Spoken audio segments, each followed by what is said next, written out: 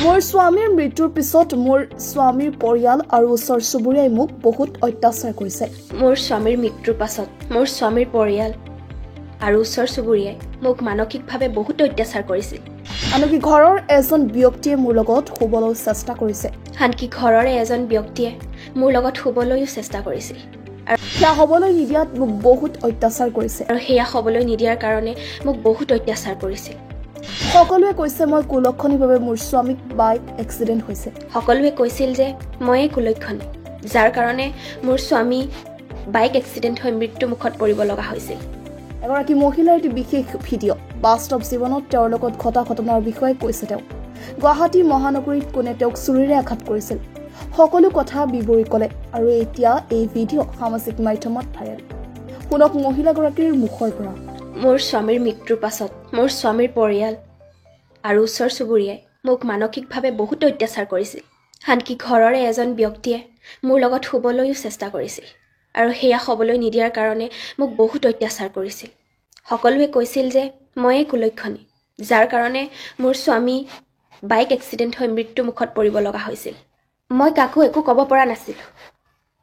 চাগে ময়ে কুলক্ষণী আছিলোঁ।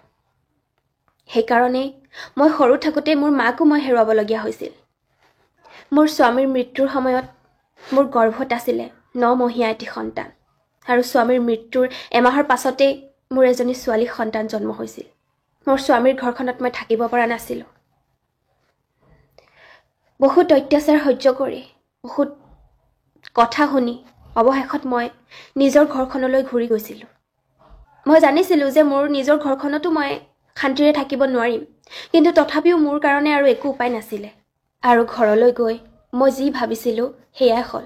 মোক ঘৰৰ মানুহ বা ওচৰ চুবুৰীয়াই কোনেও মোক শান্তিৰে থাকিব নিদিলে। কাৰণ আমি হৈছোঁ গাঁৱলীয়া মানুহ। স্বামীৰ যদি মৃত্যু হয় গাঁৱত সদায় পত্নীকে দোষাৰোপ কৰা হয়। ময়ো তাৰ ব্যতিক্ৰম নাছিলোঁ। এনেও মই সৰুৰে পৰা বহুত কষ্টেৰে ডাঙৰ দীঘল হৈছিলোঁ। মোৰ মা নাছিলে। যাৰ মা নাই তেওঁহে গম পায় জীৱনটো কিমান কষ্টকৰ হয়। আৰু তেনেকৈয়ে এদিন গুৱাহাটীত কাম কৰি থকা এগৰাকী বায়ে মোক গুৱাহাটীলৈ মাতিলে সৰু সুৰাকৈ কাম কৰিবৰ কাৰণে। আৰু তেনেদৰেই মই গুৱাহাটীলৈ আহি NGO এটাত কেয়াৰটেকাৰ হিচাপে কাম কৰিবলৈ ল'লোঁ। নিজে চলিব পৰাকৈ 2 টকা উপাৰ্জন কৰি ভালদৰে আছিলোঁ। কিন্তু তাৰ পাছতেই মোৰ ছোৱালীজনীৰ ব্ৰেইন টিউমাৰ হ'ল আৰু মৃত্যুক সাৱটি ল'লে। কাক ক'ম? কোনেনো শুনিব? শুনিলেও জানো কোনোবাই বুজিব? বুজিলেও জানো কোনোবাই কিবা কৰিব পাৰিব? মই একেবাৰে নিৰুপায় হৈ গৈছিলোঁ। যেন জীয়াই থাকিব লাগে বাবেই মই জীয়াই আছিলোঁ। আৰু এনেকৈয়ে এদিন লগ পালোঁ কেব চালক ভূপেনক। লাহে লাহে কথা বতৰা আৰম্ভ হৈছিল। মোৰ সেই যন্ত্ৰণাদায়ক দিনবোৰত ভূপেনৰ লগত কথা পাতি অলপ মনটো ভাল কৰিবলৈ চেষ্টা কৰিছিলোঁ। লাহে লাহে আমাৰ কথা বতৰাবোৰে এদিন সম্পৰ্ক স্থান পাইছিলে। ভালদৰে জীয়াই থাকিবলৈনো কাৰ মন নাযায়?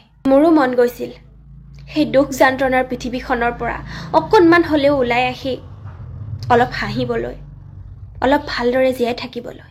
কিন্তু তাতো মোৰ ভুল হৈ গ'ল। মই জনা নাছিলোঁ ভূপেন যে এজন বিশ্বাসঘাতক, ভূপেন যে এজন নৰসাধক। সি আগতে বিয়া কৰাইছিলে। তাৰ ঘৰত পত্নী আৰু 2জনীকৈ ছোৱালী সন্তানো আছিলে। কিন্তু সেই কথা মোক সি কেতিয়াও জনোৱা নাছিলে। এদিন সি ধৰা পৰিল আৰু ধৰা পৰাৰ পাছতেই মই তাৰ লগত সম্পৰ্ক বিচ্ছেদ কৰিছিলোঁ। কিন্তু সি নামানিলে। সি মোক বাৰে বাৰে ব্লেকমেইলিং কৰিছিলে, মৃত্যুৰ ভাবুকি দিছিলে। তাৰ লগত কথা নাপাতিলে সি মোক প্ৰাণে মৰাৰ ভাবুকি বাৰে বাৰে দিছিল। আৰু মই সেই ভয়তে তাৰ লগত পুনৰ কথা পাতিছিলোঁ 2 এটা। হ'লেও কিন্তু সদায়ে কাজিয়া হৈ আছিল। আৰু এই ভয়তে মই পাণবজাৰ মহিলা আৰক্ষী থানাত এখন এজাহাৰো দিছিলোঁ। কিন্তু তেওঁলোকে চাগে সেইটো ইমান ডাঙৰ কথা নহয় বুলি ভাবিলে। আৰু এনেদৰে আমি কাজিয়া পেচালৰ মাজেৰে কেতিয়াবা কেতিয়াবা কথা পাতিছিলোঁ প্ৰাণৰ ভয়ত। আৰু এদিন কাজিয়া পেচালৰ অন্তত গুৱাহাটী মহানগৰীৰ ৰাজপথত দিন দুপৰতেই মোক ভূপেনে চুৰিৰে পেটত হানি খুচি পেলাই থৈ গুচি গ'ল। সেই সময়ত কিন্তু ওচৰতে কেইবাজনো মানুহ আছিল। কোনেও কিন্তু সহায় কৰিবলৈ আগবাঢ়ি নাহিল। ভূপেন গুচি যাওঁতেও কোনেও ৰখাবলৈ চেষ্টা নকৰিলে। এনেকৈয়ে কিছু দেৰিৰ পাছত হস্পিটালত গৈ মোৰ মৃত্যু হ'ল। কিন্তু মোৰ মৃত্যুৰ পাছতো মানুহে মোক শান্তি নিদিলে। জীয়াই থাকোঁতেতো মই শান্তি নাপালোৱেই কোনোদিন, আৰু মৃত্যুৰ পাছতো মোক শান্তি নিদিলে। মোৰ চৰিত্ৰ বেয়া আছিলে, সেইকাৰণে মই বোলে মৰিব লগা হ'ল। আপোনালোকে এবাৰ ক'বচোন মোক, মই ক'ত ভুল কৰিছিলোঁ? গুৱাহাটীলৈ অহাৰ বাবেই নে? নে শেষ হৈ যাব ধৰা